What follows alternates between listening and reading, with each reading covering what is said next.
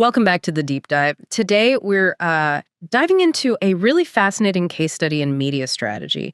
It kind of proves you don't need millions of listeners to generate huge value. You just need the right listeners at the right time. Exactly. We're looking at the market strategy, the sales narrative for Devil Dog IB radio. And this is just a perfect example of monetizing a super predictable, high-intent market families going to USMC graduations. It's not just, background radio. It's like the essential soundtrack for this huge, emotional, multi-day event. Well, what's really interesting is they didn't invent an audience, did they? No. They just saw this incredibly predictable event, this rhythm. And they used that rhythm to almost artificially create scarce, really valuable ad inventory. Right. The whole thing is built on that mission, honoring Marines, connecting families. Yeah. And when the ads line up with that peak moment, that pride, that celebration, well, people are just much more receptive. Makes sense. It's trust first, then advertising platform second. Sort of. So our mission today is to unpack the core strategy here. What makes this market such a clear win? And, how do they turn predictable logistics into this unique kind of premium inventory? Okay, let's get into it. Let's start with the foundation, this predictable audience power. We're talking USMC graduations. They happen like clockwork, right? A weekly economic engine almost. What's the core logic driving this constant flow of people? It's just the schedule. Yeah. The U.S. Marine Corps training cycle, it's scheduled, it's recurring pretty much every week, year-round, maybe barring a few holidays. You've got a cohort graduating. Okay. And that cadence brings thousands of visitors, high-intent visitors. We know when they're coming, why they're coming, and crucially, exactly how long they're staying. And that length of stay, the source material calls it dwell time, right? That seems key. Oh, absolutely. How does that 3 to 5 day stay translate into, money, influence? Dwell time isn't just listening time. It's a dedicated window for immediate spending, conversion. For 3, 4, 5 days, these families are constantly reaching for their wallets. They're booking hotels, arranging dinners for big groups, buying souvenirs, looking for things to do. While they wait. Exactly. While they wait for the main event. And this long duration means lots of chances to influence not just where they go, but maybe when they decide. And the distribution, it capitalizes on this movement in 2 ways, yeah. There's the regional halo and then the national streaming. Can you explain the difference there for like a local sponsor? Sure. So the regional halo, that captures the people physically there. Spending money. Okay. The family driving between the base and, say, Beaufort, Hilton Head, Savannah. They're in the car. They need gas, food, maybe a last-minute hotel room right now. Immediate needs. Right. The national streaming part, though, that captures more the emotional planning phase. These are the relatives who maybe couldn't make the trip, but they're listening to feel connected. Interesting. So this builds brand loyalty before the trip. Make sure those local businesses are top of mind if another family member visits later. Which brings us to their main sales pitch, right? Yeah. That single-minded proposition. Yep. Be where every graduation week family listens. Simple, direct. Exactly. They're basically cornering the whole journey. Yep. From the pre-trip listening online. To the on-the-ground spending. Right, the immediate purchases within that regional halo. Okay, so they've got the audience figured out, locked down. But what are people actually hearing? How does the sponsorship design, the inventory management, turn into actual dollars? Especially since it's, always on 24/7. The key is scarcity. Managing that scarcity. They call it low clutter. Okay. They know they aren't mass media, right? So they lean into being exclusive. They actively limit the number of ad slots. Unlike regular radio. Totally different. Contrast it with crowded mass media, where your message is just lost in the noise. Devil Dog ID radio basically trades sheer volume for guaranteed attention. Listener focus. And this is where it gets really interesting. You mentioned the category exclusivity model. Exclusivity is normal for big national deals, but doing it for niche local media, that seems smart. Oh, it's probably their strongest pitch to sponsors. Yeah. And it's strategically brilliant when you have limited airtime to sell. They offer category exclusivity, but get this, by city along that travel corridor. By city. Wow. Yeah. So if you're, say, a local car rental place in Savannah, you're the only one they'll feature for Savannah. They'll only sign one hotel, one main restaurant, one photographer, whatever, per specific town. Hold on. So exclusivity by city. That's amazing for the sponsor, right? Guarantees their share of voice. Totally. But doesn't that limit the station's total revenue? I mean, if they only take one hotel, they're turning away competitors' money. Well, they're making a trade-off. They trade potential high volume for high predictability and, crucially, retention. All right. By guaranteeing protection from local competitors, they can charge a much higher price for that limited slot. Right, premium inventory. Exactly.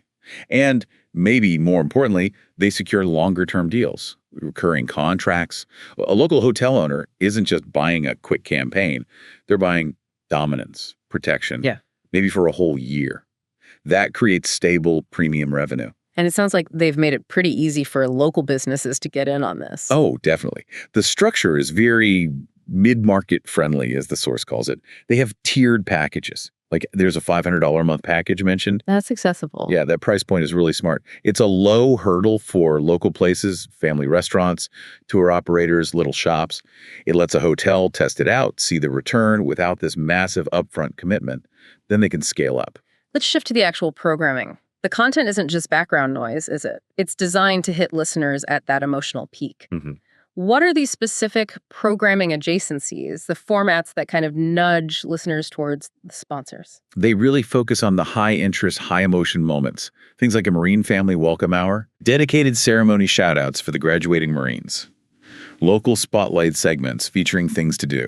So adjacencies just means putting the ad right next to that really relevant emotional content. Pretty much. So the ad doesn't feel like this jarring interruption. It feels, I don't know, almost like part of the service, part of the celebration itself. And they boost that feeling with community storytelling. Yeah, that's how they deliver what the material calls authentic, feel-good brand adjacencies. They're weaving in stories from Marine families, highlights of local tourism spots. So the sponsor isn't just buying 30 seconds. Exactly. They're linking their brand to these narratives of support, community pride, service. It's a different feeling. But the really clever bit, the unique editorial wrinkle that keeps it relevant all year. Yeah. That's the recruit company coverage, isn't it? Ah, yes. That's their secret sauce, I think. For capturing listeners months early, they actually follow specific recruit companies. You know, Bravo Company, Echo Company, whatever they're called. From the very beginning. Right from when they step on those famous yellow footprints, all the way through training, right up to graduation day. Wait a second. So families whose recruit won't graduate for like 4 months, but who are tracking their progress week by week, they're already hearing ads for the local hotels and car rentals near the base. That's it. That's brilliant. It builds incredible loyalty, right? And it keeps those sponsors top of mind for weeks, even months, long before competitors even know the family is planning a trip. Wow. They're building a relationship with the family before the main buying decisions get locked in. Okay, let's talk positioning. The name itself, Devil Dog IB Radio, the whole tone. It obviously connects with Marines. Instantly recognizable, yeah. But what about the value of the patriotic lift for the sponsors? Analyze that for us. Well, that military-friendly stance is hugely resonant there, locally and I think nationally too. For sponsors, it's more than just a business deal. It's kind of a statement about community values. It lets them visibly show support for service members and families. And that carries real social weight in that region. So the patriotic lift means the sponsor gets seen as, you know, a good local citizen, not just some vendor trying to make a buck. And thinking about the sponsors again, complexity can kill deals, especially for small businesses, but it sounds like they focused on making it simple. Oh, yeah. They seem to have streamlined the whole on-ramp process quite a bit. They offer simple things like ready-to-use sample scripts, brand assets. Takes the work off the sponsor. Exactly. This kind of operational clarity, clear packages, clear deliverables, it just helps close deals faster and makes onboarding smooth. A local restaurant owner doesn't need a big creative team. They can get their ad lib in like days. And then there's accountability. It's measurable by design. Crucial for small businesses. Absolutely. If you're spending that $500 a month, you need to see some ROI. So they use tools like on-air codes, you know, mention Devil Dog IB Radio when you check in. QR links on their site, specific web links, UTM tags. And crucially, these are all tied to specific weekly graduation cohorts. So a hotel manager can actually track it back. They can say, okay, that ad spend this week, it paid off. We got 12 bookings using the code from the Echo Company graduation stream. Precisely. That really changes the game for local radio advertising, doesn't it? Totally. It moves it away from just fuzzy brand awareness and puts it firmly into direct response. They can see the results. Given the audience travelers, multi-day event, The range of businesses that fit must be huge. What kind of spending are we talking about? Well, because the trip is basically mandatory for these families, the spending covers almost everything. You got the obvious stuff. Lodging, travel hotels, car rentals. Food and fun. Right, restaurants, maybe local tours, souvenir shops, boutiques.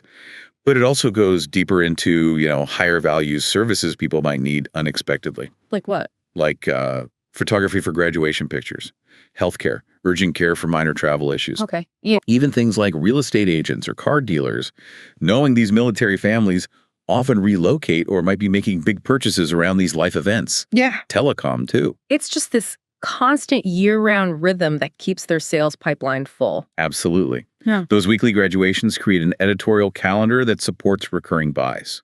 And it also lets them do seasonal pushes around events like Veterans Day, the Marine Corps birthday, other holidays. They've really maxed out the predictability of that calendar. So wrapping this up, what does it all mean? The success here seems fundamentally tied to targeting these high-intent, emotionally invested travelers within a very specific, very short time frame. Yeah. They're providing something genuinely useful for the family's journey, which gives them instant credibility, right? I think so. And if you look at the bigger picture, Yeah. what's really fascinating is how they took this ultimate predictability of a community graduation and used it to create scarcity, to make this really valuable limited ad inventory.